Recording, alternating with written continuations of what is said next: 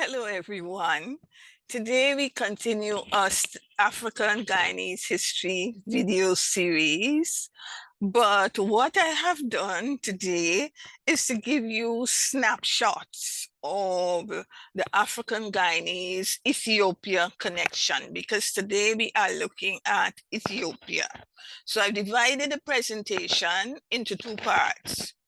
First, we look at a short video on the African Guyanese connection with Ethiopia, and then we shall proceed to the next video, which addresses the status of Ethiopia. So thank you for joining again today. It certainly is a pleasure having you here, and I look forward to your continued contribution. I know that some of you have been submitting, and Mr. Corbin and I are very, very grateful for those contributions. We look forward to you continuing to do so. Now, today, in this very brief video, what I do is look at the Guyana-Ethiopia connection. Some of you might have relatives who are active in either the Ethiopian Orthodox Church or the Rastafarian movement. But in both of those, you would have seen the contribution of the Ethiopians to your religious experience, as well as your contribution to the Rastafarian, their contribution to the Rastafarian movement. Quite recently as well, we have had the Caribbean Bank, which had visited Guyana. So let's deal with the interesting facts first of all.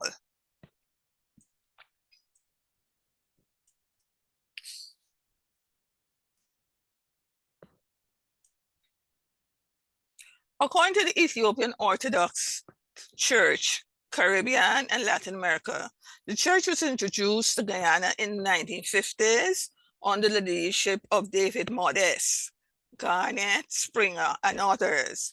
They were able to attract the Nigerian national David Courtney Arthur, also known as Mark Lucas, who came as Archbishop of the Ethiopian Coptic Church. After a few months, it was realized that he did not belong to the Ethiopian Orthodox Church, and the local committee in Trinidad decided to send Garnet Springer, along with Mark Lucas, to Ethiopia to make representations to Emperor Haile Selassie I and the Patriarch of the day. The Emperor and the Church, having listened to the demands of the delegation, decided to send to Trinidad Abba Gibre Isis Meshiche, a monk accompanied by Ato Abero Jambere as an interpreter. They landed in Trinidad on December the 5th, 1952.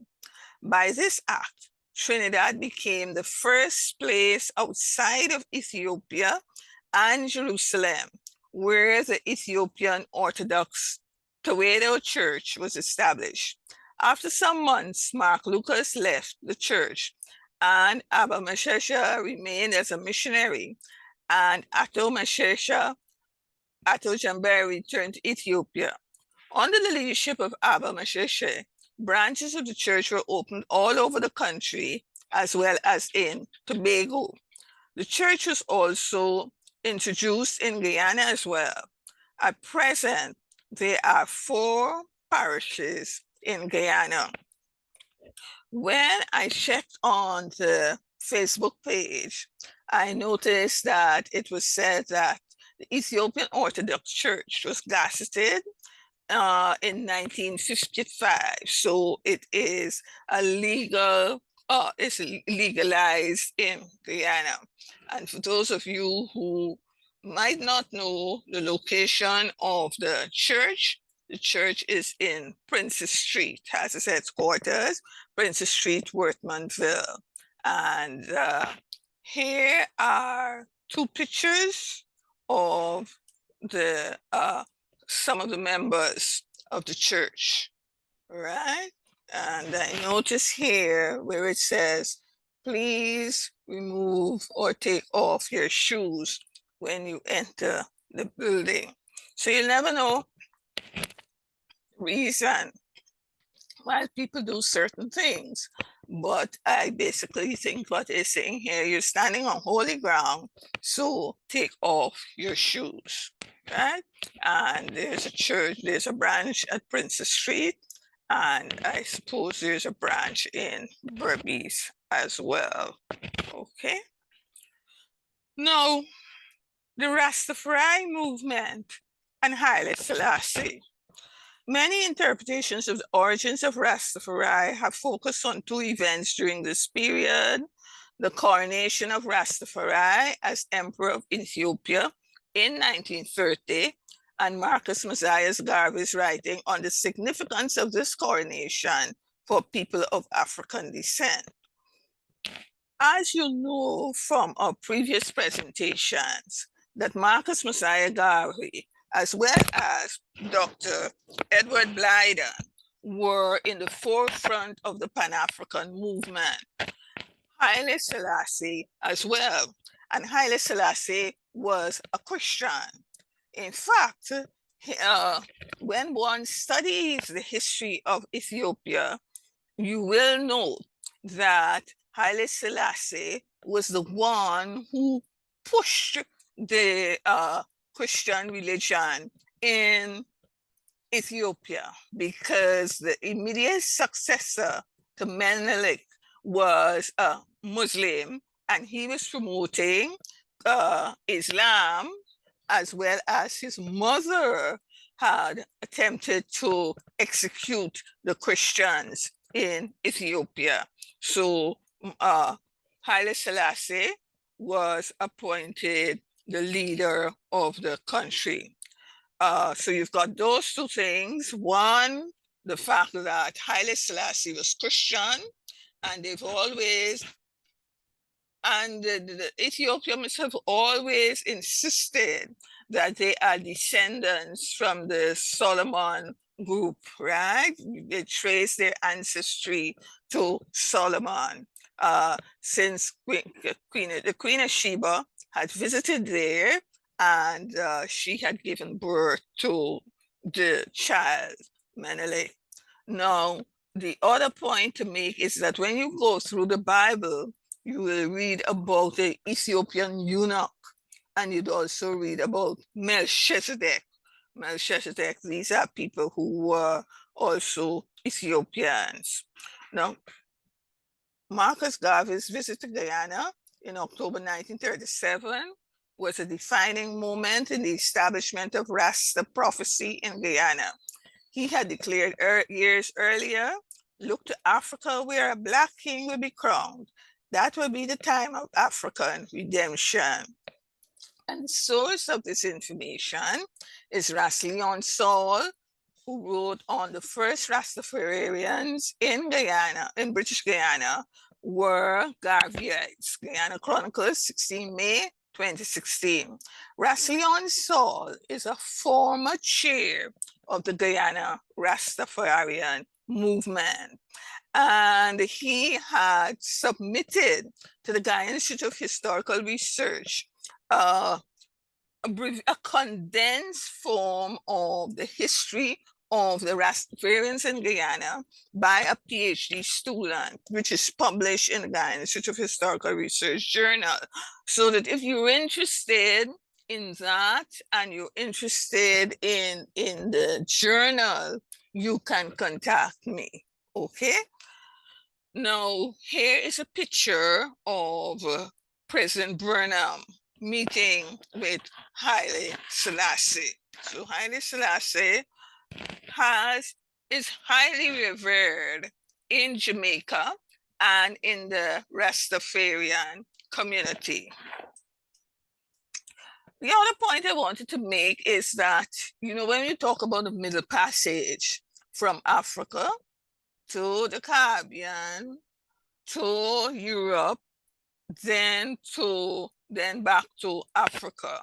But I think what's happening here is that the Ethiopian Airlines would have flown directly from Ethiopia to Guyana to bring delegates to the second African Export-Import Bank Forum, which was held from the 30th to the 31st of October, 2023.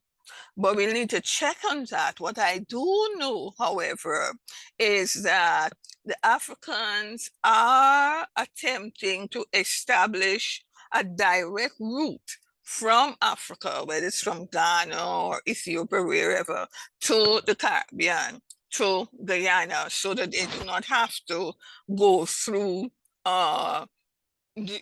Europe, any of the countries in Europe, because of course that means that a lot of time is taken up. All right.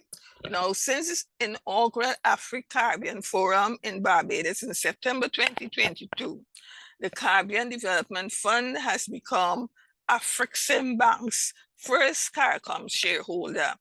And Afreximbank has implemented or progressed a range of initiatives to further Afro-Caribbean linkages. The bank's 5 trade and investment missions to CARICOM have resulted in pipeline deals totaling $2 billion US, under which critical transactions have been approved or are at final approval committee level. These include SME, small business support and development in the Bahamas, tourism revitalization support in Barbados, tourism projects in Grenada, renewable energy projects and trade finance in St. Kitts and Nevis, and climate adaptation interventions in St. Lucia. And that was quite recent. Actually, it was last month, because this program is being recorded in the month of November. Now, in conclusion, this is a brief summary of the Ethiopian connection with Guyana, the Ethiopian Orthodox Church, the Pan-African movement and the Rastafari, and the attendance of Ethiopians at the second African Export-Import Bank Forum, which was held on the 30th to the 31st of October, 2023. You are invited to submit your questions as well as to make comments. Now, if you are a member of the messenger group, you can submit those questions in the messenger group. If you are not, you can submit your questions as well as your comments on the African History Facebook page, okay? Where I got my resources from, I sourced them from the Ethiopian Orthodox Church Facebook page.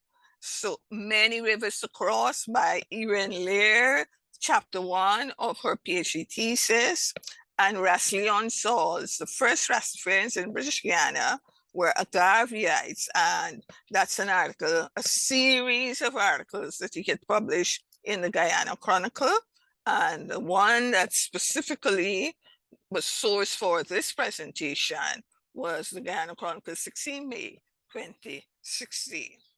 Thank you for being a part of this short video, and I look forward to your response. Have a good evening. Goodbye.